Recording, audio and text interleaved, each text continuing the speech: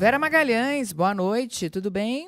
Oi, Débora, boa noite para você. Boa noite, Carol, ouvintes, todo mundo que nos assiste. Oi, Vera, boa noite. Bom, continuam, melhor, repercutindo, depois da prisão segunda prisão de Daniel Vorcaro, as mensagens que foram extraídas pela Polícia Federal dos telefones celulares. E a Samantha Klein tem informações aqui. Bom, são várias ligações, né, com gente de vários espectros e de várias áreas. A Samantha Klein traz mais detalhes aqui sobre mensagens trocadas com Alexandre de Moraes. Oi, Samantha, boa noite. Débora, Vera, Carol, boa noite para vocês. Olha, o nome do ministro Alexandre de Moraes apareceu mais uma vez nessas mensagens e o conteúdo, segundo o que aparece até o momento, ele é um dos mais relevantes ou mais graves. Uma das últimas mensagens do banqueiro Daniel Vorcaro enviadas antes de ser preso para o ministro do Supremo Alexandre de Moraes, então trazem o seguinte conteúdo. Ele diz o seguinte para Moraes: fiz uma correria aqui para tentar salvar. Alguma novidade? Conseguiu ter notícia ou bloquear? Essa informação foi obtida pela colunista Malu Gaspar, do jornal O Globo. Segundo a informação aqui da Polícia Federal, eram 7 horas e 19 minutos do dia 17 de novembro, justamente quando o dono do Master escreveu, portanto, essa mensagem. Moraes respondeu logo, porém não é possível saber o que ele disse, porque foram 3 mensagens de visualização única, ou seja, você manda aquela mensagem, mas já coloca que é só para visualizar e ela automaticamente se apaga. E aí, com a criptografia do WhatsApp, não é possível recuperar.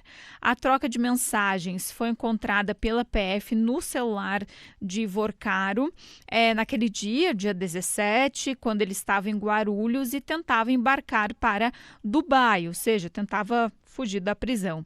Antes dela, também há um segundo registro de diálogo entre o ministro Alexandre de Moraes e Vorcaro em 1º de outubro de 2025, mas novamente sem o conteúdo, porque o banqueiro Moraes também mandaram as mensagens em visualização única. Segundo a PF, também houve telefonemas entre eles. Apesar desses registros estarem no material apreendido e periciado pela PF, o ministro do Supremo nega a existência desse conteúdo. Eu pedi nota para o STF e aí o gabinete informou o seguinte: o ministro Alexandre de Moraes não recebeu essas mensagens. Trata-se de uma ilação mentirosa no sentido, novamente, de atacar o STF. Ele disse aí, através da assessoria de imprensa, tentei falar com a defesa do Vorcaro, também não comentou. E lembrando que outras mensagens em referência Alexandre de Moraes também apareceram nas conversas entre Vorcaro e a namorada ou ex-namorada dele, a influencer Marta Greff. Essas mensagens que surgiram hoje, então ela chegou a citar o ministro Alexandre de Moraes e também a advogada Viviane Barsi de Moraes nessas conversas interceptadas. Esse conteúdo a gente tem, nós confirmamos também esse material. E com relação, só para a gente trazer aqui mais um pontinho aí de apuração, é que o ministro Dias Toffoli, vale lembrar que o julgamento dessa prisão de Daniel Vorcaro será na próxima sexta-feira, dia 13, julgamento pela segunda turma do STF, que conta com o Dias Toffoli. O que o STF disse? Olha, ele não está impedido e não se manifestou sobre deixar esse julgamento. Então, inicialmente, ele está, mas é claro que muita coisa pode acontecer, porque fica um pouquinho complicado, considerando que ele saiu da relatoria do caso, justamente por ter relações próximas com pessoas próximas de Vorcaro, no caso, o cunhado Fabiano Zettel. Com vocês. Ô, Samantha, em relação ainda ao Supremo Tribunal Federal, tem uma grande questão, né? Porque o ministro Dias Toffoli deixou a relatoria do caso, mas segue na segunda turma, que é a que vai ter de julgar o caso de agora em diante, inclusive no julgamento marcado para o dia 13, a respeito da manutenção ou não das prisões e da prisão do Vorcaro e do Zettel, que chegou a ser é uma espécie de comprador da cota da família do Toffoli nos resorts lá do Paraná. Tem alguma indicação do que o ministro pretenda fazer? Qual que é o clima lá no Supremo? O clima não é dos melhores, com essa indicação até o momento de que ele não vai deixar o julgamento, porque fica aquela faca de dois gumes. Se ele se declara impedido, ele está comprovando que está demonstrando que realmente está devendo algo. E no caso, se ele se mantém, também fica um constrangimento. Alguns ministros da segunda turma veem como importante que ele se declarasse impedido, mas o clima, claro, não é dos melhores. Ministros entendem que o ideal seria realmente que ele se afastasse desse caso, justamente para não trazer mais algum constrangimento, mas fato é que até o momento ele supostamente estará nesse julgamento. Obrigada, Samantha Klein, pelas informações.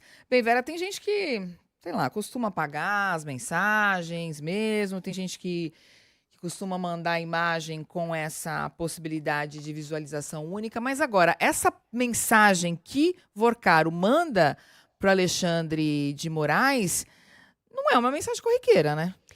E no dia, né, ela quando casada com a data em que ela foi enviada e com as circunstâncias que a Malu traz no post dela, ela torna tudo ainda mais com uma potencial gravidade. Por quê? Conseguiu bloquear e aí a gente não tem as respostas do ministro Alexandre de Moraes, mas sabe que ele respondeu e que respondeu muito rapidamente. E nesse mesmo dia em que o Daniel Vorcaro teve a prisão executada, né, o que foi mais tarde em relação a essas mensagens, ele fala, eu consegui fazer 2 movimentos. Quais foram os movimentos ao que tudo indica? Né? A Malu também traz isso no post dela. 2 iniciativas da defesa dele junto à justiça para tentar justamente evitar qualquer ação, qualquer iniciativa contra o banqueiro, num sinal claro de que eles tinham informação privilegiada de que a prisão estava pelo menos para ser decidida. Então, isso tudo reveste essa troca de mensagem de várias camadas de gravidade. A gente sabe que uma das hipóteses que existem, né, para ele ter contratado o escritório da Viviane Barsi de Moraes, que é a mulher do ministro Alexandre de Moraes, um contrato de muitos milhões de reais, uma das hipóteses para isso era justamente conseguir acessos às cortes superiores, aos tribunais, ao Tribunal de Contas, a todas as instâncias institucionais ali que poderiam causar complicações para ele e para o seu banco. Se ele está trocando mensagens com o ministro, num dia que já era tenso, já se sabia que havia uma movimentação, e ele diz ali que fez 2 movimentos, e no mesmo dia a sua defesa impetra 2 petições na Justiça Federal, que era na mesma vara que viria depois a decretar a sua prisão temporária. Então, tudo isso casado forma um conjunto com uma gravidade potencial enorme. A nota que o ministro Alexandre de Moraes soltou por meio da assessoria do Supremo Tribunal Federal, ela não responde nada. É uma nota que, de novo, tenta usar esse super trunfo de que o tribunal está sendo atacado, quando, na verdade, é o contrário. O comportamento dos seus ministros é que está colocando o tribunal na berlinda, que está colocando o tribunal numa situação desconfortável. Não é porque eles são vitalícios, não é porque eles não têm mandato, não é porque eles não são eleitos, que eles não devem satisfações à opinião pública, que eles não precisam ter transparência em relação ao seu comportamento. E não é porque eles tiveram uma atuação reconhecidamente importante na defesa da democracia que está liberado todo o resto de comportamento antirrepublicano. Não está. Não está. Um ministro que tem a sua mulher como advogada de alguém e conversa em termos tão pessoais, tão íntimos com essa pessoa, precisa sim dar satisfações. Não pode se esconder atrás da toga e se colocar numa situação de soberba, dizendo que todo aquele que cobra uma explicação está atacando o tribunal, porque não é disso que se trata. São essas condutas, sim, que colocam o tribunal numa crise reputacional, numa crise de imagem, talvez sem precedentes. E a questão do ministro Toffoli também.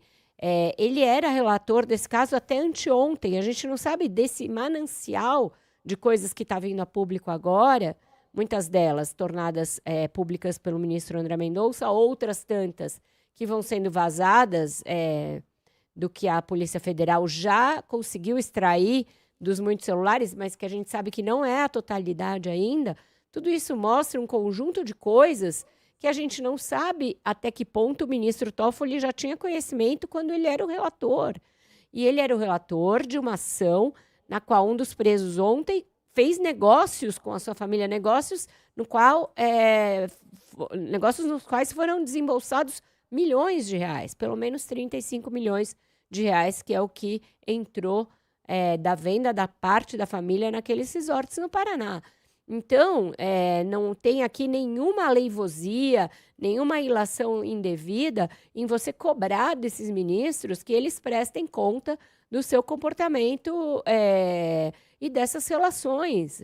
Essas relações não são republicanas, essas relações não são aconselháveis por parte de quem integra a mais alta corte do país e que, cedo ou tarde, terá de julgar fatos relativos a essas pessoas com as quais mantém relações que a gente ainda não sabe, na sua totalidade, de que natureza eram.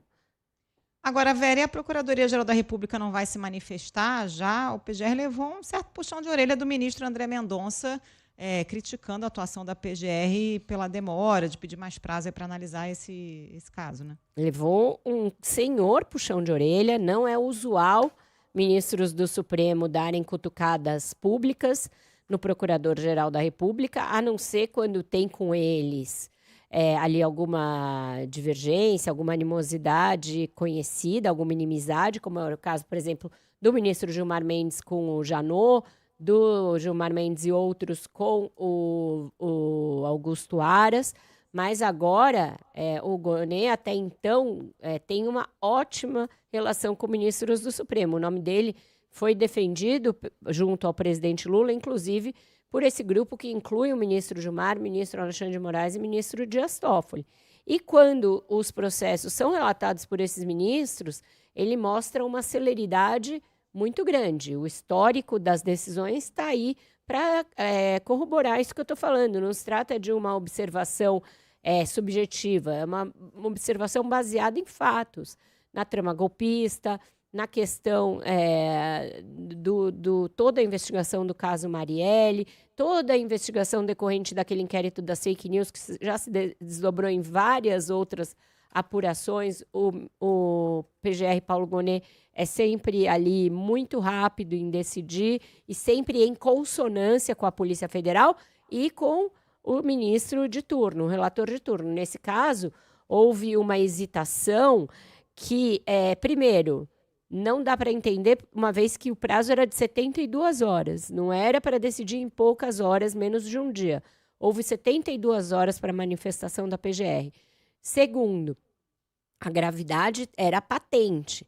Basta dizer que havia ali um grupo de WhatsApp batizado de A Turma, no qual havia alguém com o codinome de Sicário, que vem a ser matador de aluguel, capanga, etc., e que agora, uma vez tendo a sua prisão preventiva consumada, se enforcou na detenção da Polícia Federal em Belo Horizonte. Aí a gente pode deduzir o que poderia vir a ponto da pessoa tomar uma medida extrema como essa. Então, a gravidade estava ali, estava demonstrada pela Polícia Federal fartamente.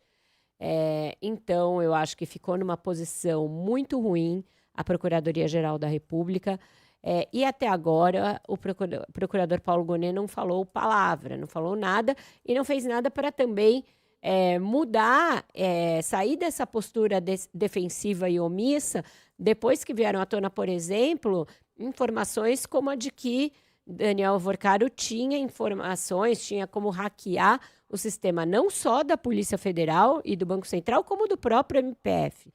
E ele, até agora, não se manifestou, o que também acaba prolongando esse desgaste para a PGR.